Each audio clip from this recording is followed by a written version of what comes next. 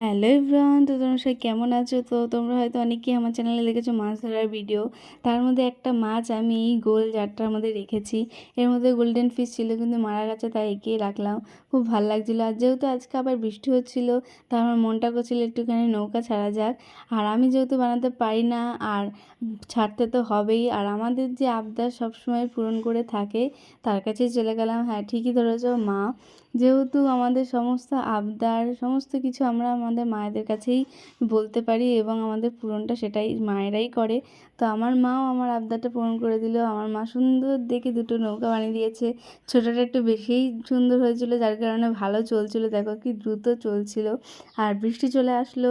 আর তারপরে লাঞ্চে করেছিল আজকে আমার ফেভারিট জিনিস, খিচুড়ি, ডিম ভাজা, বেগুনি।